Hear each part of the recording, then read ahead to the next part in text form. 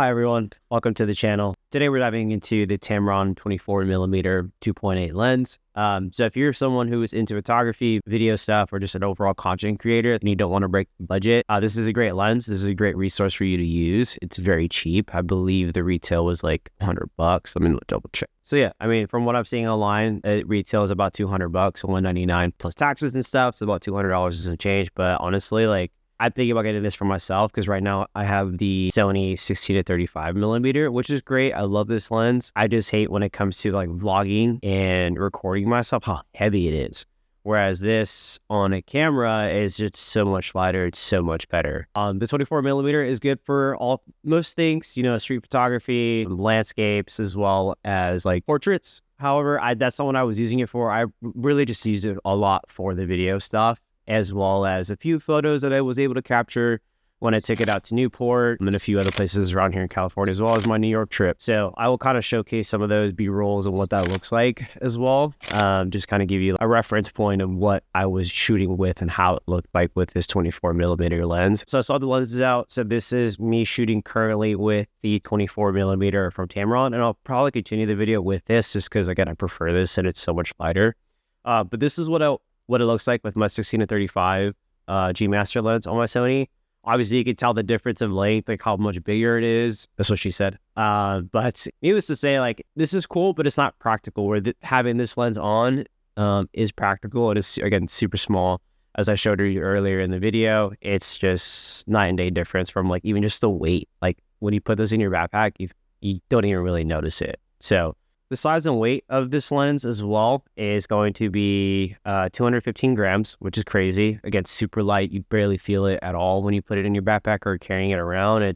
I like it personally. So again, it's super lightweight, so you barely notice it that it's even in your bag. The filter size is 67mm, which is pretty standard for your Tamron lenses. I wasn't able to slap any filters on it. However, not a big deal. I just kind of run and gun with it when I was out and about. So not too crazy. I will say the one caveat with this lens is the plastic build. Like G Master is a little more heavy. It is very like protective. Like it's got, you know, it's built to last and take on a couple of nicks and hits, where I feel like a plastic casing is cool, but it does feel like it's a little cheap. So if it does take a hit, it may break. However, you know, you get what you pay for only $200. So, you know, pick and choose, but it's not something that I'm picky about, being like, oh, it's plastic, like who cares? Like it's a lens at the end of the day, and if it works great, hey, great for you.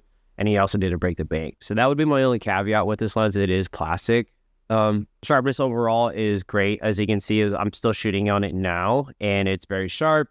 I will say the autofocus, in my opinion, especially if you're too far away, can be a little painful to kind of realign in a way, because sometimes it does get a little hazy or out of focus as well. I did notice that when I was like just recording in the room or outside, like when I was maybe I was just too far out of frame for it to focus on me, but there were times where I felt like it could have done it and it wasn't. So that was another reason why I had a little bit of a con, is it's the autofocus can be a hit or miss sometimes. However, you know, it is a 24mm lens that I probably shouldn't be as far away as I probably was. You know, neither here nor there. Overall, I would say the pros and cons of this lens is it's lightweight and has a compact design. It's an affordable price point, and that's the best part. Like someone who's looking to get into the scene or just like fairly new and don't want to break the bank, this is a great lens for you to pick up. It's $200. It's affordable, which is really important for most people, especially when you're so new to the scene. Like you don't want to drop thousands of dollars on stuff because the camera alone is expensive. So sometimes going for a cheaper lens is probably the next best option.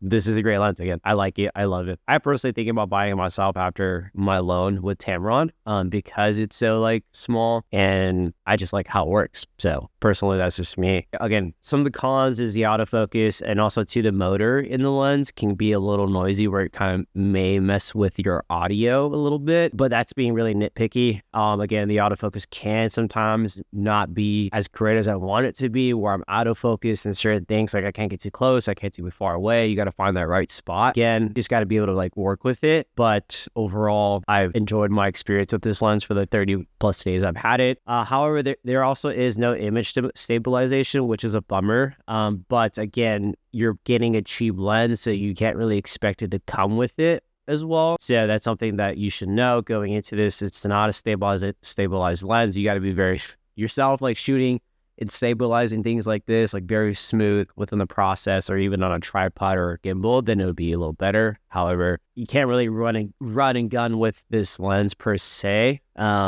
But that would be another piece to know, is there is no image stabilization in this lens. Again, the plastic build may not appeal to everyone. I don't really care as long as this lens gets the job done. It works. I have no issues with it. At the end of the day, I don't really care if it's made out of plastic. As long as you take care of your stuff as well too, like that's a big part. Like you can't be careless with your gear. You're probably thinking like, who is this lens for? This lens is perfect for photographers and videographers who are on a budget. This is a great lens to have in your arsenal. It's light, compact, again, super lightweight. You're not gonna feel like you're carrying something super heavy as you're walking the streets or shooting, making content. I personally use this a lot for the video side of things, and I think it's a great lens to have for content like this, whether it's for social media, YouTube, vlogs, just overall content creation. I really, really enjoyed this lens and having it for the time that I've had it. So, yeah. And then with that said, it is a solid choice and a solid pickup. Again, highly recommended. I'm actually thinking about picking it up myself because the 16-35, which is mounted right now on my camera, is a little heavy for the vlog life. And it's just, I don't know, to me, it's not practical. So there you have it. The Tamron 24mm 2.8 lens. What do you think? Let me know what you think in the comments. Don't forget to like and subscribe and hit that notification for more content like this. Thanks for watching. See you in the next video. Peace. Hopefully that worked out. I feel like I need to do another take.